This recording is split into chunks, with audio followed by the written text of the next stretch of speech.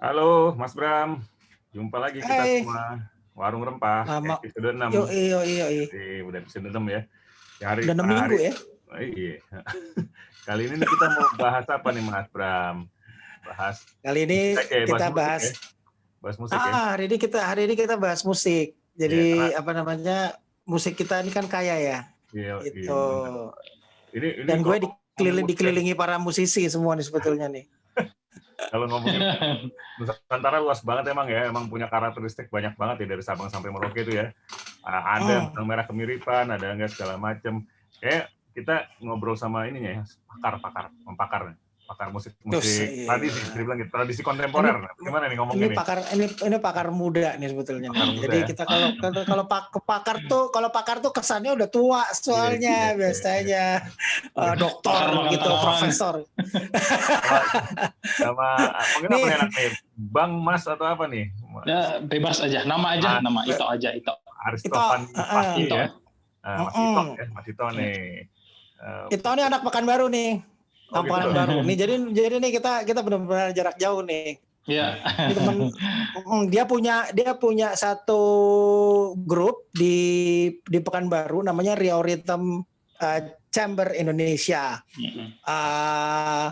Dia salah satu player di situ juga pokoknya salah seorang yang ikut sibuk di dalam kelompok itu.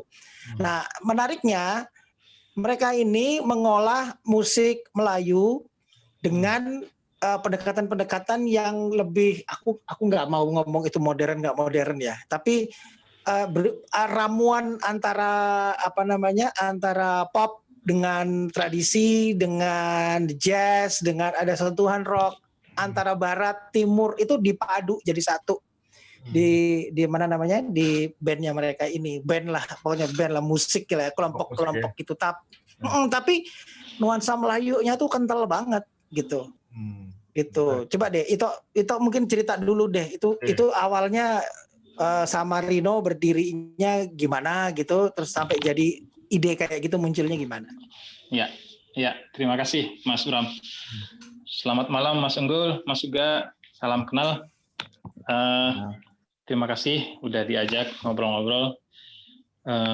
Riau Rhythm, sebenarnya saya masuk di Riau Rhythm itu di tahun 2011. 2011 itu artinya ada pergantian ketiga.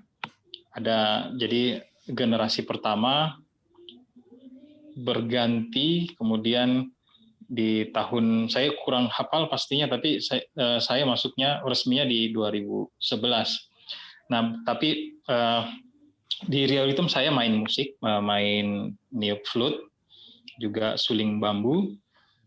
Terus dalam perkembangannya saya dipercaya teman-teman untuk pegang program. Jadi direktur program saya dipercaya teman-teman. Nah, awalnya dibentuk tahun 2001, itu awal-awal kemunculan genre yang bernama world music di Indonesia. Tapi sebenarnya jauh sebelumnya sudah ada. Genre world music di Riau, lebih tepatnya itu bertepatan dengan ada digelarnya festival Riau Hitam Putih, musik festival yang dibuat oleh Om Ben Pasaribu sebenarnya. Jadi ini komposer senior.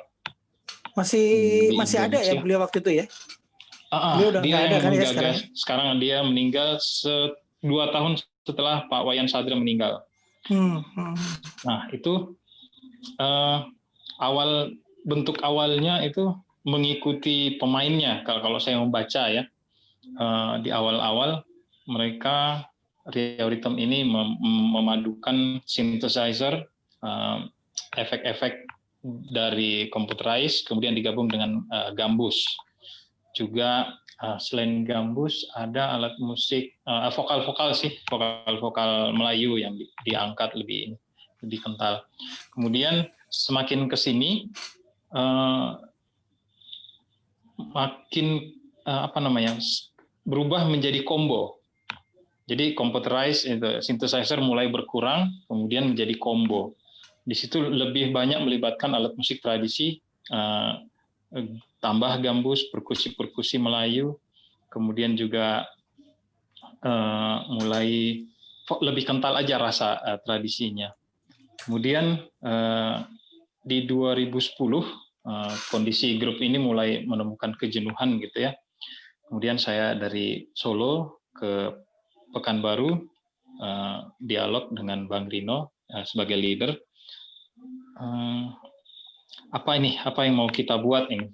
Saya bilang ya udah dibesarin lagi Rioritmnya. Karena waktu itu pilihannya ada dua, mau membubarkan atau mau dipertahankan gitu. Saya bilang pertahankan aja. Saya waktu itu masih main lagu-lagu yang lama yang ala-ala fusion, combo band jazz. Kalau Mas Bram tadi bilang jazz itu memang kita sedikit memakai style jazz, progress chord dan beat di drumnya kita pakai. Tapi itu tidak murni fusion juga, karena setelah dianalisa ternyata Bang Rino ini menggunakan beat pola-pola kendang, pola-pola marwas Riau itu dipindahkan ke beat drum. Kemudian ada informasi bahwa Indonesian Performing Art 2013 itu digelar dan mengundang Rioritm. Disitulah titik di mana kita berubah drastis. Saya bilang, saya punya pengalaman IPAM 2 kali di Bali dan di Solo. Itu karakter musik yang dipresentasikan di sana itu saya mengatakan 80% tradisi, karena kita akan berhadapan dengan global gitu ya, apresiator global. Ada Mas Bram penyelenggara di Bali waktu itu, ada buyers, ada produser, ada director festival yang mereka tentu saja mencari yang unik-unik. Itu yang saya jadikan bahan diskusi dengan teman-teman. Maka formatnya berubah, drum combo set drum itu diganti dengan seluruhnya menggunakan kulit. Kicknya itu pakai tambur drum, kemudian tom-tomnya itu digunakan gendang ketepak waktu itu ya. Kita tidak menggunakan snare drum waktu itu. Kemudian kita melibatkan calempong dan ini ya kayak bonang gitu dan gambus 3. Jadi prasyarat 80% tradisi itu kita penuhi dan kita bawa sampai sekarang. Itu sih perjalanannya sampai di album yang terakhirnya ke-7 kalau nggak salah. Itu sih cerita singkatnya, Mas. Terus sekarang lagi ngangkat banyak narasi-narasi tentang daerah, tentang alam, tentang apa gitu loh yang sekarang sedang diolah oleh ini RRC ini. Iya, di bentuk di formasi yang terakhir ini memang semuanya mulai terarah gitu, dari mulai bahwa kita menciptakan itu narasinya satu narasi, tapi bisa saja jenis musik yang diciptakan itu bisa beragam, tapi kita berangkat dari satu narasi. Narasi yang di 2013 itu kita angkat Swarna Dwipa tentang Sriwijaya waktu itu ya. Kenapa Sriwijaya? Karena kami waktu itu intens sekali berdiskusi mengenai kembali ke mitos-mitos waktu itu ya, cerita-cerita lama. Ada sebuah peninggalan arkeologi Candi Muara Takus yang penuh misteri bagi kita gitu ya. Cerita berseliweran bahwa ini pusat Sriwijaya. Kok Sriwijaya di Palembang juga mengakui, di Jambi juga ada. Ini makin menarik bagi kita gitu. Kemudian saya bilang, ayo kita riset lah, kita kecil-kecilan ketemu narasumber. 2013 sampai 2015 intens selama 2 tahun kita berdiskusi dengan orang-orang di sekitar Muara Takus. Juga saya mencari data pustaka, kemudian ngobrol-ngobrol juga dengan beberapa pakar yang bisa kita temui soal narasi Sriwijaya ini. Lengkap sekali, beragam sekali cerita ini. Dan kita jadikan 9 buah karya yang kita ambil judul Swarna Dwipa albumnya. Setelah itu di 2020 ini kita angkat kekuatan maritim ya Nusantara. Tapi kita ambil dari sudut pandang titik intipnya itu dari Awang, Panglima Awang, Enrique de Malacca yang diklaim sebagai orang yang pertama mengelilingi bumi secara sempurna. Itu ininya ya, narasinya. Itu juga 9 buah karya yang kita premier di 31 Oktober kemarin berformat orkestra. Itu sih intinya ceritanya. Rata-rata ini Mas ya, rata-rata ada vokalnya juga, ada syairnya juga atau biasanya atau gimana tuh Mas? Iya, syair-syairnya itu kita ambil, kalau yang Swarna Dwipa itu kita ambil dari tradisi lisan, nyanyian-nyanyian tradisi yang kita himpun, yang mempunyai hubung kait dengan Candi Muara Takus waktu itu. Kemudian kalau yang di Awang ini, itu lebih banyak mantra sebetulnya. Mantra dan tradisi lisan. Kita coba, kalau yang Swarna Dwipa itu 40% yang pakai lirik, pakai lagu, pakai nyanyian. Kalau yang di Awang ini 70% pakai nyanyian. Dan itu kita himpun dari mantra-mantra yang kira-kira kita, kalau misalnya main map-nya itu Awang itu Bajo dapat, Ternate dapat, Semenanjung Melaka dapat. Jadi itu kita libatkan semua. Oh gitu. Kalau yang Swarna Dwipa Mas menarik banget ya, dijadikan tema gitu ya. Itu kalau dari per lagu itu kira-kira apa pembahasannya Mas? Apa saya nggak tahu, apa ngambil dari kisah, misalnya ada kisah legenda apa di situ atau apa segala macam, atau gimana tuh Mas ya? Ngerangkainya gimana? Kita berangkat dari apa namanya, jawaban-jawaban dari pertanyaan. Kita mencoba tanya apa sih yang mereka ketahui tentang barang ini, benda ini, Candi Muara Takus ini. Kemudian, oh ada kisah di situ, katanya ya, ada kisah tentang putri yang berasal dari apa namanya, Langkapur. Langkapur ini sebuah negeri di India. Dia ditangkap oleh burung Garuda berwarna putih, kemudian 3 datu ini yang mencoba menyelamatkan putri ini, tapi ketika dipanah kemudian jatuh ke mana? Ke sungai Kampar. Kemudian datu yang lain menyelam. Jadi 3 datu ini berkontribusi untuk menyelamatkan putri ini. Tapi desas-desusnya bahwa putri ini diculik. Putri ini adalah putri dari kerajaan di India itu. Ini kemudian kita ambil judul menjadi Putih Indira Dunia, karena putri itu menjadi titik awal ketika si putri ini bilang, oh saya tidak diculik, dalam legendanya, saya diselamatkan justru oleh datu-datu ini. Maka kerajaan asalnya si Putih Indira Dunia ini memberi hadiah. Jadilah dia Mahligai Stupa yang menjadi di dalam kompleks Candi Muara Takus itu. Jadi itu ada teksnya, ada nyanyian-nyanyian daerahnya kita ambil, kita tidak merubah terlalu banyak, kita aransemen, kemudian kita libatkan instrumen cello, flute, biola, dan calempong. Gitu Mas, dan lain-lain juga ada, misalnya di cerita itu ada 9 karya cerita tentang, kalau lebih dikenal Jailangkung gitu ya, kalau di sini namanya Lukah Gila. Lukah Gila itu permainan rakyat di seputaran masyarakat Muara Takus yang mantranya kita ambil, kita nyanyikan, kita aransemen dengan imajinasi yang mencekam gitu ya, seperti orang kerasukan. Jadi itu kita ambil, kita pelajari, kita tafsir jadi nuansa yang kita anggap kayaknya ini cocok untuk telinga sekarang gitu, kira-kira gitu. Banyak ada 9. Itu kalau grup-grup di Eropa tuh atau di Amerika tuh bikin album kayak gini tuh konsep album namanya ya. Jadi kalau ada satu album tuh bercerita kita gitu. Iya, Nggak cuman potongan karya gitu ya, yang Iya. lepas gitu. Gitu gak? Aku sama Uga bikin band kok kita ada konsepnya gitu gak ya? Gimana dong? Cerita dong. Pengen denger ceritanya, Mas Uga, gimana?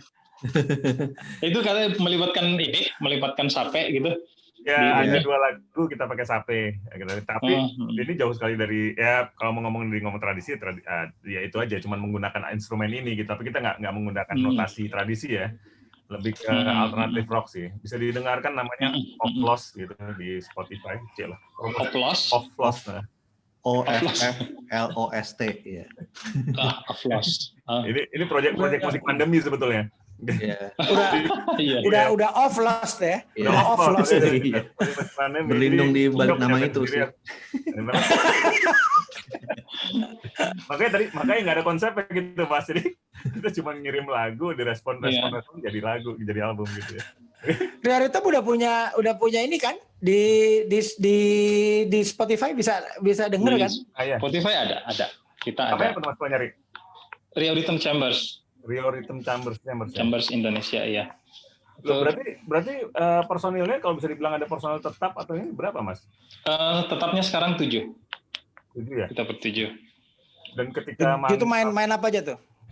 Ada drum, custom drum, ada calempong, ya di double sih mainnya, ada main gambus 2, ada main biola, ada cello 1 sama flute saya.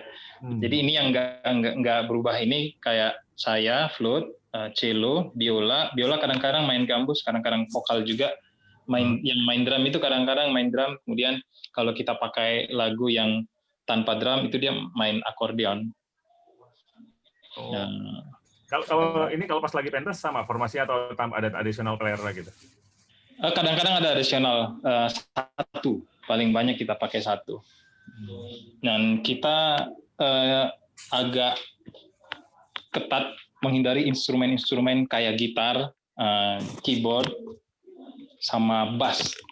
Oh gitu. Kita agak itu ya, di akhir-akhir ini kita menghindari. Tapi istilah teman.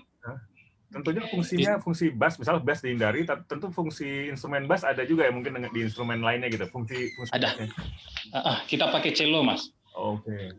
Jadi cello itu untuk memenuhi low sectionnya pakai efek, kadang-kadang pakai oktav yang double gitu ya, jadi extreme low-nya dapat, tapi kadang-kadang untuk dia sebagai lead melodi cello juga ada. Tapi di bow kan ya, nggak dipetik ya? Enggak, kita enggak. Nah, aku pengen tanya masuk ke sesuatu yang lebih substansi ya. Ini kan berangkatnya dari musik Melayu. Nah, musik Melayu kan selama ini yang kita dengar tuh kan musik Melayu yang kayak Serampang 12, yang kayak begitu-gitu ya, yang dengan beat-beat yang ya kita tahu lah kalau namanya pop Melayu itu kayak apa gitu ya, yang sering yang mungkin aplikasinya pop ke sini-sini yang menjadi pop yang industri sekarang tuh yang kayak model-model musiknya Charlie kali ya, kayak musiknya ST12 lah yang katakan kayak gitu kan, sering diklasifikasi seperti itu. Nah, pada saat aku dengar Ria Ritem, ternyata Melayunya itu lebih nggak gitu ya, tapi artinya kita bisa menumpul ada suara talempong di situ, ada segala sesuatu yang kita kira itu Minang gitu ya, ternyata itu di Melayu. Itu Melayu itu artinya di Riau itu cakupannya sampai seberapa sih Tok? Untuk ini aja apa gambaran umum aja. Iya.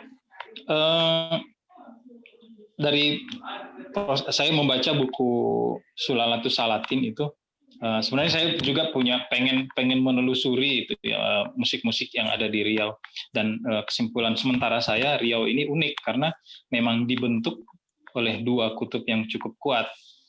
Kalau misalnya kayak Charlie atau Iyeth Bustami itu pesisir gitu ya, yang lebih Melayu pesisir, Riau pesisir yang kalau misalnya kita mau melihat dari jauh itu kayak Malaysia gitu, padahal Malaysia dan Riau itu pada zaman dahulu istilahnya ya laman bermain seberang parit istilahnya. Jadi kayak tetanggaan kita mau main beli permen itu di sana, di Malaysia, di Singapura gitu. Jadi itu seperti itu hubungannya. Kebudayaannya juga tentu saja pertukarannya cukup kencang. Nah, kemudian selain itu, selain Malaysia, Minang itu memang dianggap menjadi kontributor kultur yang ada di Melayu, di Riau. Tapi berdasarkan data yang kita cari, yang kita temukan, itu malah ini debatable ya, bahwa Calempong itu asalnya adalah berada di seputaran Candi Muara Takus, karena ceritanya sendiri Muara Takus ini jauh sebelum sebelum dibentuknya Istana Pagaruyung di Minangkabau. Swarnadipa sendiri itu kalau nggak salah di tahun 600-700-an ketika itu mencapai masa jayanya, ketika Icing itu ke situ ya, mampir ke situ. Artinya ada masa yang jauh sebelumnya yang sudah hidup berkembang jauh sebelum Pagaruyung itu di Minang. Gitu. Oke, jadi memang Abdu ya, memang bukan sekedar gambus atau sekedar kendang yang cuman satu sisi itu ya. Jadi bukan selama kan kalau kita dengar musik Melayu itu kan identik dengan akordeon, ada biola, ada gong satu, apalagi tuh gendang, gambus gitu. Ternyata sekompleks itu gitu ya. Iya, justru sangat kompleks di Riau ini. Dan makin lama makin menarik karena kok challenge untuk menemukan asal itu justru kita ditarik terus ke Riau, karena ternyata dulu ada beberapa era itu Malaysia mengirim delegasi ke Riau untuk belajar kebudayaan, belajar menyanyi, membawa sekelompok musik Melayu ke sana. Dan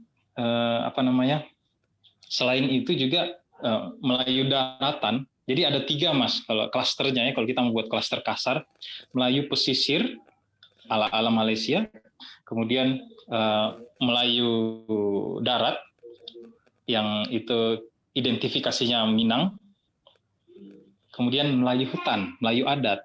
Yang ini yang kebudayaannya ini selalu terkait dengan hutan, sungai. Mereka lebih banyak bernyanyi-nyanyi saja, dan itu karakternya, dan mereka mengatakan diri Melayu gitu. Iya. Nah, ini pemahaman Melayu justru ketika kami mulai masuk ke Swarnadipa itu justru membuka cakrawala. Melayu tidak sesederhana itu ternyata gitu ya. Sedangkan kalau ngomong gambus itu kan juga sebenarnya import ya Mas sebetulnya ya. Import. Ngomong gambus Persia.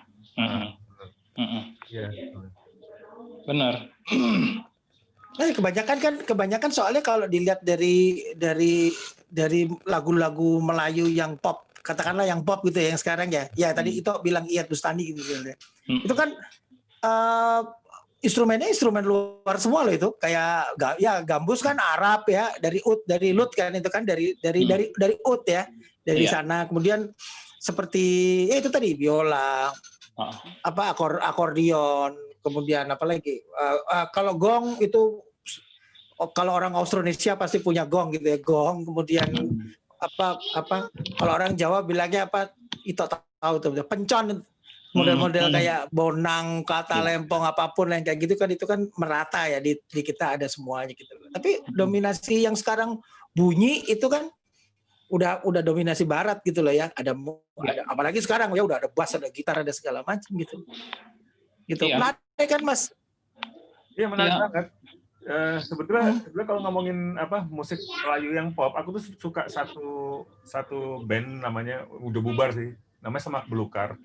Itu tahu. Itu aku suka banget band itu. Jadi tadinya sih anak-anak apa ya, alternatif juga, rock segala macam. Terus akhirnya si Davidnya ya, kalau nggak salah itu apa, switch ke Melayu, dan aku suka banget itu.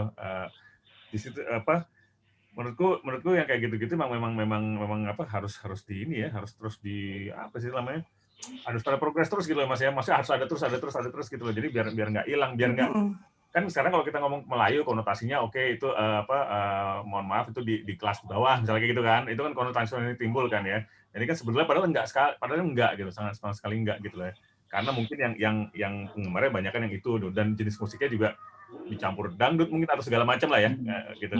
Meskipun itu juga nggak apa-apa juga gitu, cuman ada image yang jadinya ke situ gitu. Jadi menurutku kayak Smak Belukar, kayak grupnya Mas Ito ini juga harus ada terus ini, maksudnya kira-kira ada kelompok yang serupa nggak sih Mas, yang sama Mas Ito nih? Kalau di Riau ada beberapa sih. Ada namanya Audionya mati Mas, sorry. Kemudian kepencet. Iya. Sorry. Dan karakternya hampir mirip. Karakternya hampir mirip ini karena tadi cerita Mas Bram bahwa alat-alat musik Eropa itu berhasil tanpa ada masalah menyerap menjadi tradisi. Iya, benar.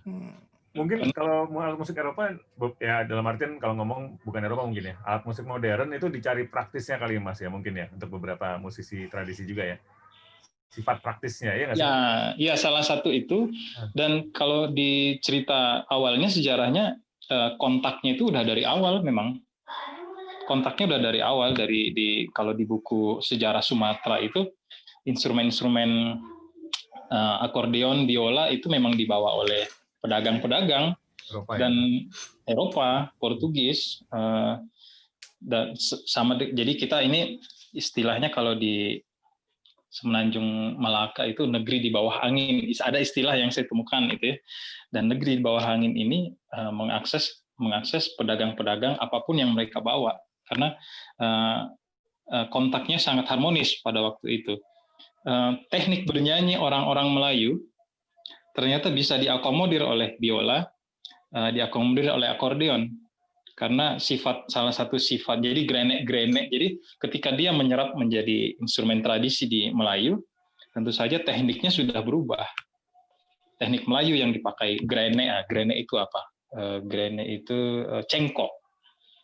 Cengkok bernyanyi ala Melayu itu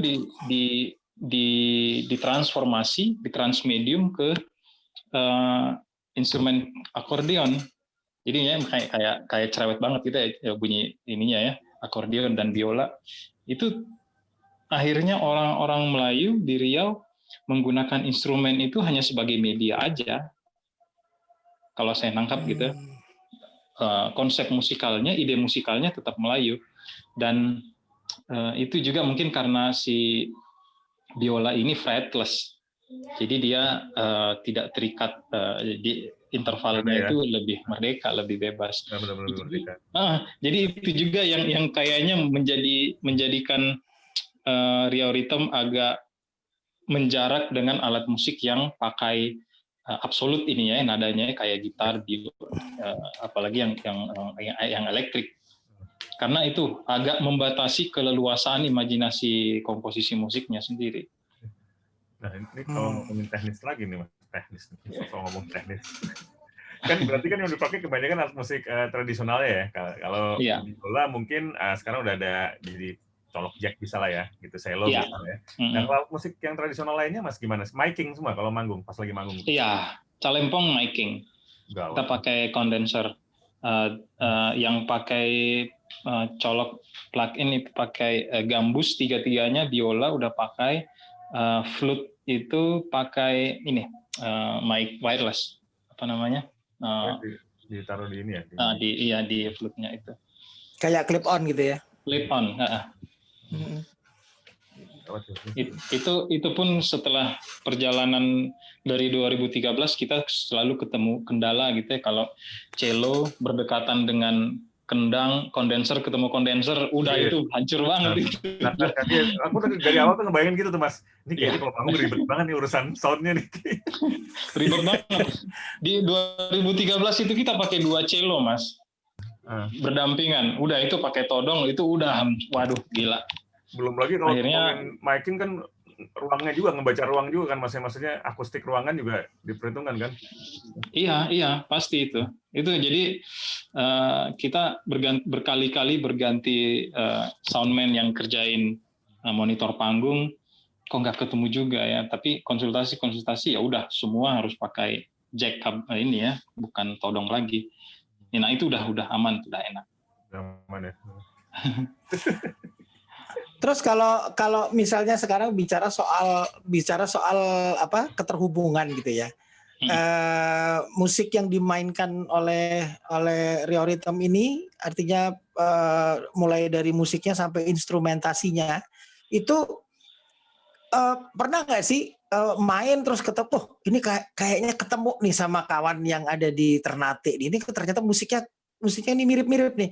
Oh ini itu jadi bisa dapat nggak sih kemiripan itu? Soalnya kan gini ya, Indonesia ini kan musiknya kan cukup bukan nggak cukup ya. Kalau saya lebih suka pakai istilah terlalu banyak. Gitu. Kalau kita ngomong Indonesia tuh kadang-kadang kita harus mengakui bahwa terlalu banyak gitu ya. Terlalu soalnya saking banyaknya sampai nggak bisa diurus gitu. Ya kan masuk ke sana ke sini, tapi to some extent dari satu daerah sama daerah lain itu ada benang merah kesamaan gitu loh. Meskipun ada yang memang punya satu karakteristik yang memang susah digabung sama yang lain, misalnya gamelan gitu. Gamelan Jawa, gamelan Bali, apalagi gamelan Bali yang tua-tua ya toh ya, kayak sloding kayak apa segala macam. Wah, itu gila, itu mau digabungin sama siapa juga pasti susah sekali karena karena frekuensinya yang nggak sama gitu ya. Gamelan tuh kan unik banget ya, tuningnya kan nggak bisa distandarisasi tuh, tergantung yang bikin sama tergantung pesenan, maunya vokalisnya tune-nya ada di sini tuh, ya udah terus dikikir gitu ya sampai secocok sama vokalnya gitu loh. Nah, tapi dalam konteks musik Melayu yang diolah sama teman-teman di Riau di Pekanbaru ini kan sifatnya lebih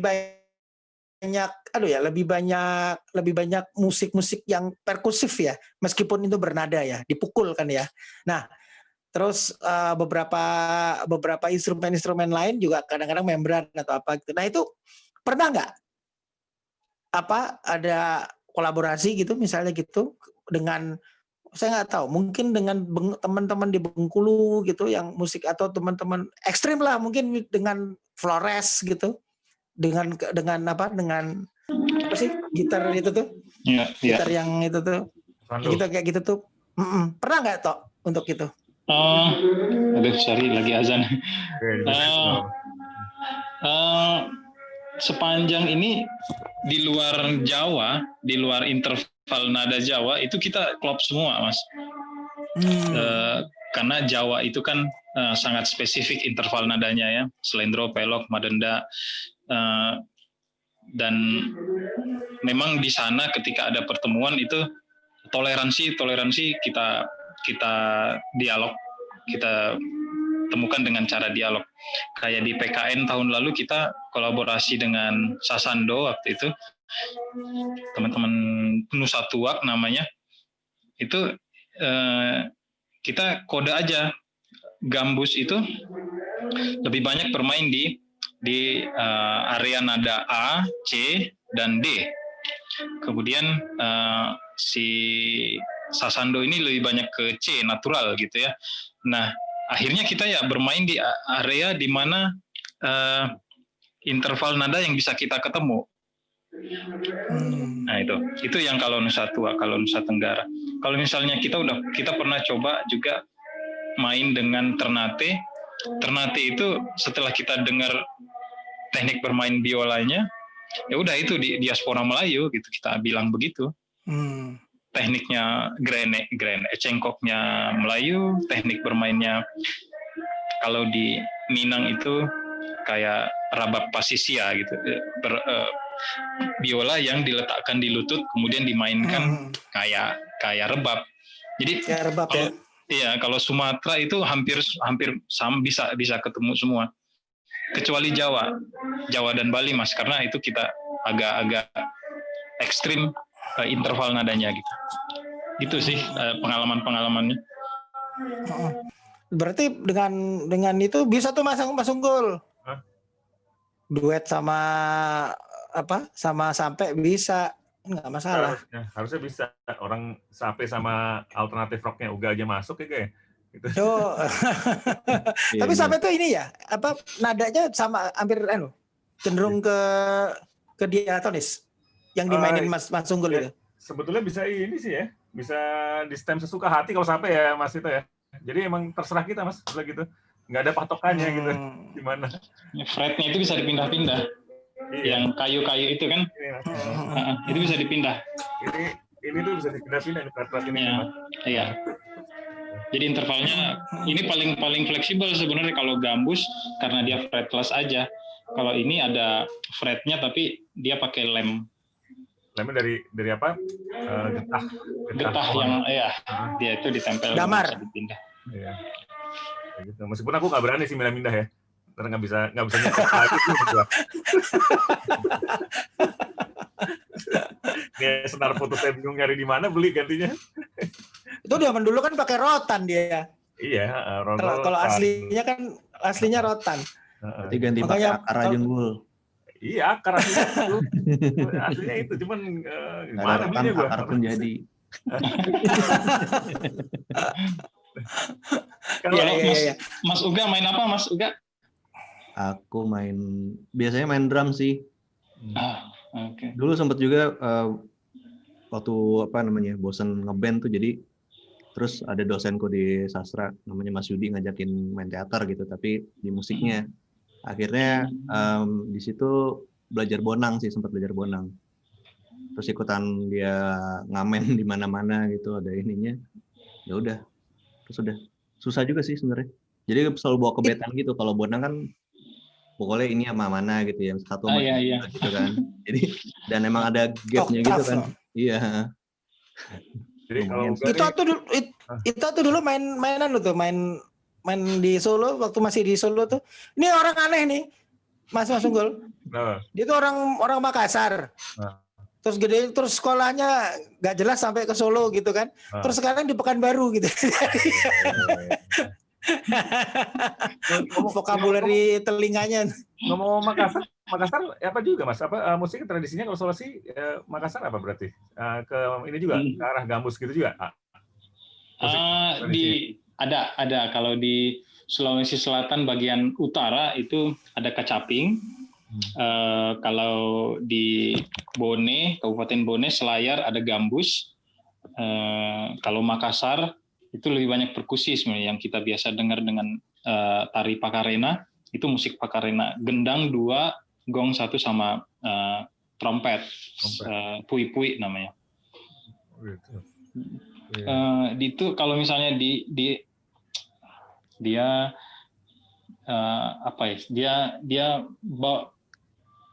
peredarannya itu dari interval nada itu dari Filipina turun ke bawah itu karena perjalanan ininya ya, kulturnya. Gambus itu memang dibawa oleh pedagang Arab. Nah kalau di daerah Riau sendiri yang daerah Riau, kalau soal syair nih Mas, syairnya ada karakteristik nggak nih Mas? Kalau soal syair? Iya, soal syair itu tadi karakter mulai dari apa yang dikisahkan dan apa cengkok tadi itu memang cukup jelas kita bisa baca bedanya. Di Melayu pesisir itu banyak bercerita mengangkat syair-syair, pantun-pantun yang pantun nasihat gitu ya.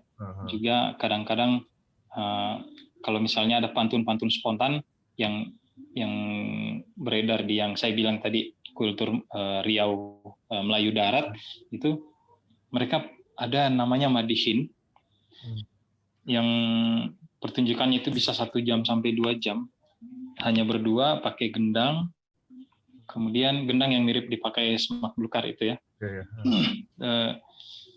Kemudian saling berinteraksi spontan sampai 1 jam mereka berimprovisasi, tapi sangat canggih mempertahankan kaidah-kaidah pantun rimanya gitu ya, kayak misalnya A, A, D itu dipertahankan dengan spontan berada di atas panggung, kemudian merespon penonton, merespon misalnya ada pejabat yang ada di situ. Jadi ini satu kesenian yang menurut saya canggihnya luar biasa gitu.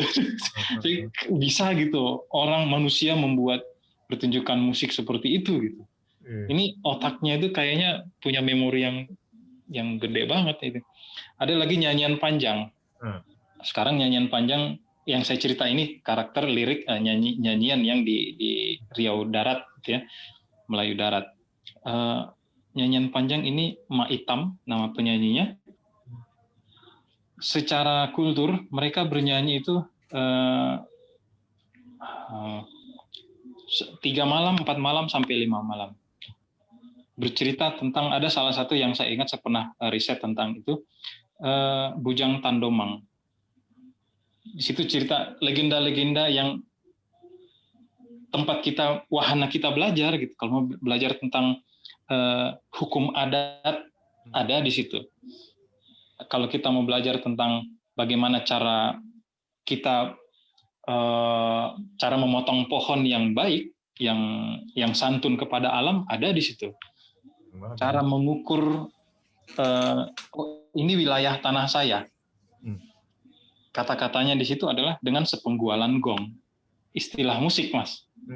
Sepenggualan gong itu saya cari maksudnya apa. Perahu diletakkan di pinggir sungai, dipukul gongnya, pem. Sejauh apa gong itu terdengar, itulah wilayah tanahnya. Keren banget. Lu bilang gitu gak ntar gak wilayah rumah gue nih di porsi sekitar gue nih, jegreng gitu kan. Gitu kan. Itu saya risetnya karena tentang musik ya. Jadi saya nemu lagi di nyanyian panjang itu sepenggualan gendang basah gitu. Jadi gendang basah yang ditabuh, sejauh mana suara gendang itu didengar, disitulah wilayah adat kelompok adat tertentu. Keren banget itu ada nyanyian panjang namanya itu. Nyanyian panjang Bujang Tandomang, di kisah Bujang Tandomang. Itu di daerah mana, Tok?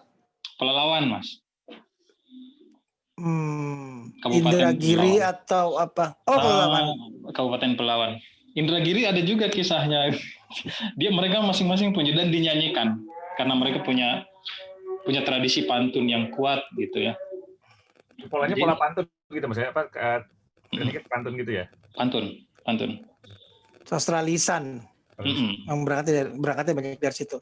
Toh ada nggak satu lirik gitu ya yang bisa nggak usah dinyanyiin, artinya dibacain gitu. Pengen dengar apa namanya bahasa Melayu itu kayak apa sih bunyinya gitu lah. Ada nggak yang bisa itu bacain? Enggak, ampun, saya enggak ini. Enggak berani.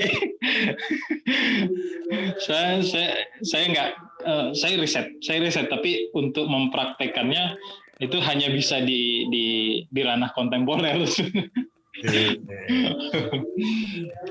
Tapi rata-rata itu bercerita apa, liriknya tuh banyak merespon apa sih sebetulnya? Alam. Mereka sangat jadi ini diskusi kita di Riau, apalagi selama berapa tahun ya, yang bisa kita recognize itu 17 tahun Riau itu asap terus ya, bencana asap terus. Nah, itu tentu saja berkaitan dengan hutan. Nyanyian tradisi lisan itu sudah mengatur semuanya, sudah memberitahu kita. Tapi apa yang hilang selain hutan itu adalah kearifan lokal yang lain, seperti nama pohon, nama burung-burung yang hidup bergantung dari pohon, dan itu dipantunkan semua, ada pantunnya, dinyanyikan semua. Burung serindit misalnya, kemudian ada pohon yang madu yang sialang, pohon sialang ini tempat berkembang biaknya lebah sialang yang menjadi salah satu terbaik di Nusantara, madunya gitu ya. Nah itu sudah dikuasai dengan Taman Hutan Tesonilo. Menarik loh Mas. Maksudnya kalau sekarang kan aku kebetulan di advertising ya. Salah satu teknik kita kan untuk menginjek pesan gitu ya. Entah itu brand, entah tagline itu adalah dengan nyanyian gitu. Karena kalau dengan nyanyian orang pasti gampang recall-nya, gampang ingat gitu loh. Biasanya gitu. Nah, ini kan berarti teknik yang sama digunakan ya mungkin beratus atau ribuan tahun lalu gitu ketika bicara soal pohon, daripada orang kagak apal-apal nih dinyanyiin aja tentang pohon ini, orang pasti apal gitu loh. Terus dan lain sebagainya gitu kali Mas ya menurut ya. Itu. Iya ya benar. Karena pola transfer knowledge-nya memang lebih enak kalau dinyanyikan gitu. Jadi dia lebih lama, lebih abadi daripada benda. Misalnya benda dimakan usia hancur, tapi kalau nyanyian itu sepanjang emaknya mempertahankan itu ya, menyanyikan nyanyi tidur, sebelum tidur, Nina Bobo, itu semua pantun kalau di sini. Keren ya. Banget. Itu tadi banyak banget yang aku baru tahu, termasuk tadi itu mengukur jarak pakai gong pakai alat musik tuh mungkin perlu dicoba juga nih. Terus mau ngelempar itu naik ke menara masjid itu sambil ngelempar sapu tangan gitu Mas. Ntar jatuhnya di mana itu tanah gue gitu. Digebukin kita sama Pak RT-nya. Kacau. Tapi dari sisi syair ya, kan tadi kan ceritanya tentang alam. Tapi kalau dilihat strukturnya itu sama nggak sih antara nggak tahu ya, soalnya kalau kita ngomong Melayu ini kan identik sekali dengan baju teluk belanga dengan soket yang apa kan ya, dengan peci ya kayak gitu, kemudian berpantun lah dengan bahasa Melayu yang seperti itu gitu loh. Nah, saya cuma penasaran aja gitu loh, apa itu sih? Soalnya gini, waktu kapan itu ya saya pernah saya tinggal di Sumatera cukup lama, gede di Sumatera, dan terpapar banget dengan kesenian Melayu Delhi. Itu kan saya cukup lama di daerah di Sumatera Utara, di Medan Utara, di Pangkalan Susu sana. Itu kan di Pulau Kampai itu kan kesenian, you name it lah, itu mulai dari Mainang lah apalah segala macam, itu ada tari-tarian yang semacam itu. Nah, tapi begitu saya kembali ke saya sempat juga ke Dumai gitu, kemudian ke Jakarta gitu loh, ternyata persepsi publik itu terhadap Melayu itu ya Melayu yang itu gitu loh, Melayu yang Serampang 12 itu gitu loh. Iya Mas. Nah, ya kan benar kan Mas. Betul. Pasti itulah dengan rentak yang seperti itu, dengan ritme musik yang seperti itu. Artinya malah menurun lagi Mas. Jadi dalam artian pop banget, pop Melayu yang gitulah. Gitu. Tapi Mas kalau dengar ST12 atau ya katakanlah ST12 ya, kalau iya tuh masih dekat-dekat banget itu sama kalau menurut saya ya, Iyat itu masih dekat sekali itu ritme dan segala macam dengan Serampang 12 dan lain-lain itu. Tapi kalau yang itu Charlie dengan ST12-nya itu yang udah jadi pop, yang udah ada mulai menggunakan musik barat itu dengan gitar dengan segala macam. Ritmenya, tapi kan ritmenya ritme itu gitu loh, yang meskipun yang dipakai. Emang harus luas Mas menurutku. Harus ada yang model iya. Ada yang adiluhung kayak Mas Ito dan kawan-kawan ini. Betul, juga. Betul. Tapi maksud saya itu justru kita itu harus memperbanyak ngobrol kayak gini supaya pengetahuan tentang musik itu juga meluas gitu loh, meluas gitu loh. Jadi orang sekarang kalau orang tahu talempong yang diatonis kan, yang munculnya itu kalau ada pas kawinan aja kan, kalau kita di Jakarta kan gitu Mas Tunggul. Ya, kita kan tahu lagu daerah, kalau di Jakarta kan dari kawinan Mas. Yo, terus apa namanya, kayak apa namanya,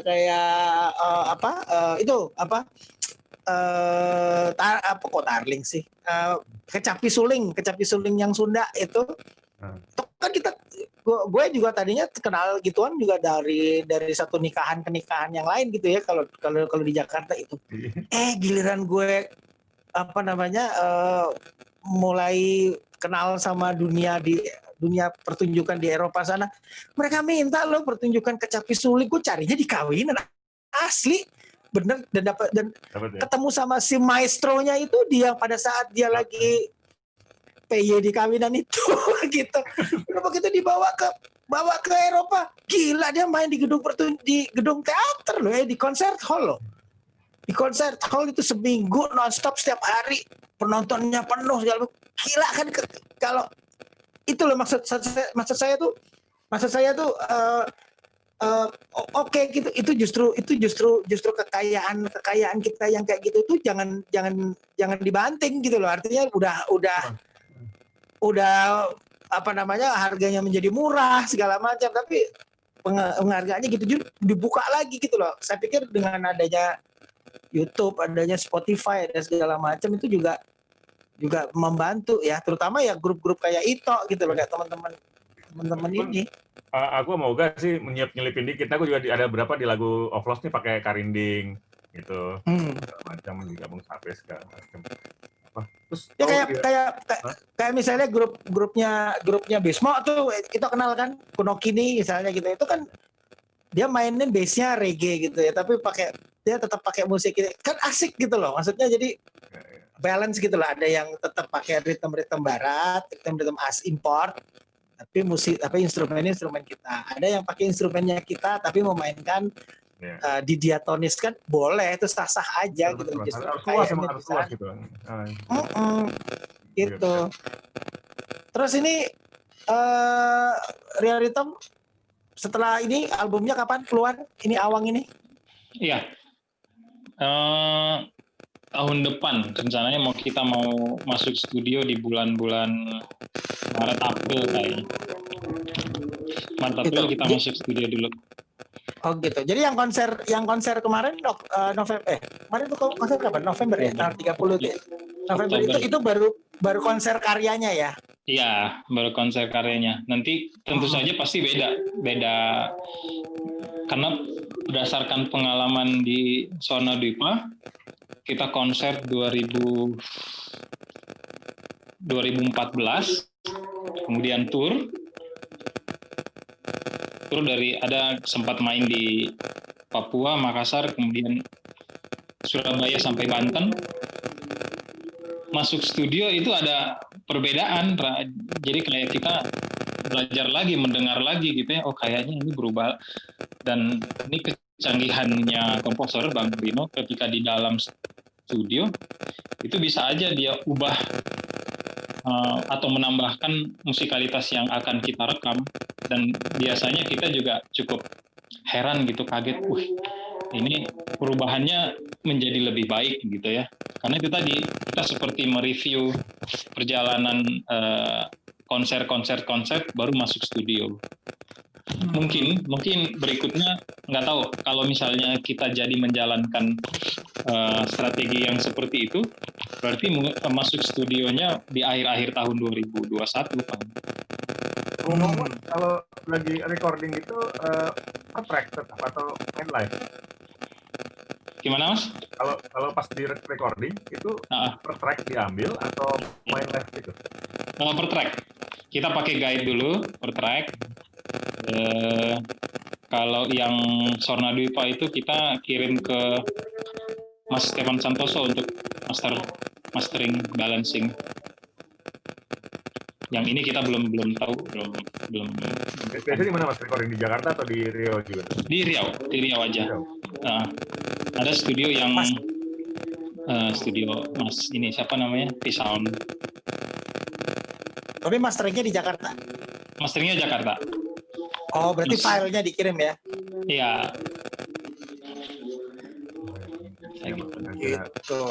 Atau gue belum ngebayangin pola kerjanya ya. Kayaknya kalau beberapa musik dengan musik tadi kayaknya recording per track segala macam terus digabungin terus masih dapat feel-nya tuh kayaknya nggak tahu ya. Bayangan tuh susah gitu kerjanya ya, ya kalau kita aja cuma 3 instrumen 4 instrumen juga keder kadang-kadang kan enaknya gimana gitu. Ya kan mereka udah profesional, Gul. Beda dong. Enggak ya, emang iya. Tapi kayaknya yang konser tour itu menjadi jadi apa namanya ya? Kita jadi hafal, udah terbiasa dengan melodinya. Jadi kita ketika masuk studio per track itu udah jalan sekali doang gitu, sekali karena kita udah uji coba di panggung. Kalau yang Aswarna Dwipa memang setahun kita uji coba ke panggung baru masuk studio. Itu workshop dulu nggak sih, Mas? Gimana? Workshop dulu lah ya. Sebelum, maksudnya ide awalnya itu misalnya datangnya dari siapa, lalu gimana digabunginnya? Ini karena kita kelompok yang gimana, apa ngomongnya gimana ya? Jadi kita jadwal latihannya itu 3 kali seminggu. Jadi kalau misalnya boleh dikatakan kalau ada kegiatan atau nggak ada kegiatan itu kita jaga terus latihan itu 3 kali seminggu. Kemudian kalau misalnya masuk pada produksi karya baru, kita hanya mempercayakan 1 orang untuk komposer, Bang Rino Desapati itu. Jadi misalnya saya itu supporting data, riset, kemudian narasi-narasi, saya yang subsidi, kemudian Bang Chen itu yang main cello, dia basicnya Eropa banget, jadi harmoni, progress chord, kontrapung dan lain sebagainya itu dari Bang Chen. Itu pun kalau misalnya di studio itu ketemu mentok gitu ya, ini kok rasanya bassnya enaknya begini ya. Ada pertimbangan musikologis yang kita diskusikan di situ. Progress chord-nya kayaknya ini biasa banget gitu ya, dialog-dialognya ya. Coba deh kita main disonan di bagian ini, karena yang saya subsidi bahwa cerita tentang ini itu kayaknya kayak yang lagu yang di Luka Gila tadi, harusnya pada bagian tengah itu kesurupan gitu ya. Nah, kita mainkan disonan di situ yang ametrik dan lain sebagainya. Jadi dialog-dialog seperti itu terjadi pada saat jadwal latihan rutin aja sebenarnya. Kuat banget ya. Beda gak? Kita gitu kenapa gak sekali-kali gak? Ini nggak aja. Jangan. Ini karena nggak ada kerjaan aja, teman-teman. Ini konsisten nih, ada job nggak ada job, latihan. Kalau model-model kayak kita kan tunggu job dulu baru latihan. Kalau kita konsisten untuk tidak konsisten. Tapi kerasanya gini, kemarin kita juga review ya teman-teman Rioritem waktu konser orkestra kemarin, itu bisa dikatakan kalau on schedule itu 15 kali latihan dengan orkestra. Itu di luar misalnya kami juga yang menjadi producing konser, ngurus ini, budgeting kita, dan herannya kok kita masih bisa main gitu ya, masih lancar, nggak ada masalah. Kita review apa ya kira-kira. Akhirnya teman-teman bilang, ya latihan rutin memang sangat berkontribusi gitu ya, melatih kembali. Jadi tangan, jari, dan otak ini udah jadi connect gitu ketika bukan main tekanan pada saat konser kemarin gitu ya, misalnya duit belum cair gitu ya, Mas Bram paham gitu ya. Ini udah nagih, kita harus main juga, harus perfect di atas panggung, ngutang di sana sini, jadi kok kita masih bisa ya gitu. Itu kayaknya sih itu ya salah satunya yang menjaga jari tetap bisa diperintah sama otak. Itu kemarin berapa orang ini ya pemain orkesnya? Total 84, Mas. 84. Gede ya? Gede 84. Itu musisi Pekanbaru semua apa gabungan? Ada 3 orang dari Sumatera Barat. Pemain trompet. Karena di Riau nggak ada. Pemain trompet, pemain French horn, sama klarinet. Di Riau nggak ada. Selebihnya pemain pit instrumen yang itu ada kita comot dari kelompok marching band. Ada 3 kelompok marching band yang bagus. Dan ketika kita ngasih bahan 15 kali pertemuan bisa nggak? Mereka udah baca notasi, udah gitu, udah enak. Baca notasi enak juga ya. Mm-mm. Kalau gue kan cuma minta chordnya apa enggak? A, C, udah gitu doang. Oh gini ya. Kalau gue orang baca notasi. Kita jazz, Gul. Jazz ya. Tapi di Riau Rhythm sendiri nggak pakai baca, itu bagi teman-teman orkestra aja. Riau Rhythm nggak baca. Waktu Swarna Dwipa kita lepas notasi karena ternyata nggak enak gitu. Bayang. Oke Mas. Oke. Gini waktunya sudah mau habis juga ya. Tapi sebelumnya ini mungkin Mas Ito boleh tadi diulang lagi tuh kalau mau denger lagu-lagunya di mana, kalau ada sosial media yang bisa di-follow mungkin di mana? Iya. Kita sekarang kita udah masukin ke ini sih, TuneCore. TuneCore itu mendistribusi ke beberapa platform ya, kayak iTunes, ke YouTube, ke SoundCloud, sama TikTok. Kalau nggak salah juga ada. Mereka masukin ke TikTok juga kalau nggak salah ya. Preso juga. Spotify itu, tapi yang kita titipkan ke satu itu aja, ke TuneCore. Tapi yang kita rawat agak intens itu di YouTube, karena kita konten-konten video itu rasanya perlu agak-agak konsisten meskipun jaraknya agak jauh gitu ya. Sama kalau misalnya di Instagram kita @riaurhythm. Riau Rhythm ya. Di Spotify juga Riau Rhythm ya. Riau Rhythm. Iya. Kalau Spotify Riau Rhythm Chambers, Mas. Riau Rhythm Rhythm Chambers Chambers, Indonesia. Ya. Instagram Riau Rhythm ya. Iya, Instagram. Aku follow di fallback ya. Harus. Oke Mas, itu thank you banget ngobrolnya malam ini. Siap. Ngobrol-ngobrol lagi yang lebih Seru. mantap lagi ya. Maksudnya Kolaborasi dong, kolaborasi. Boleh. Waduh, ngeri gua Ayo. kolaborasi. Kita kirimin aja, gua salah-salahan tinggal diisi sama Ya mereka. bener ya. Kan yang Kita pusing, kirimin aja, yang kita pusing kan kirimin gitu sama ya. Mas pusing sendiri lah. Kita kan nggak pusing ya. Kita duluan yang ngirim, jangan sampai mereka dulu yang ngirim. Ya, jangan mereka dulu yang ngirim. Oke, thank you banget Mas. Ito, thank you Ito. Iya, Mas. Thank you, Makasih Ito. banyak, Mas Unggul. Salam. Mas Uga. Salam dengan Rino ya. Salam Siap. kawan di Dino, maaf Pekanbaru. ya. Lagi bertugas malam ini. Baik, DPI. makasih banyak. Assalamualaikum. Salam. Makasih semua.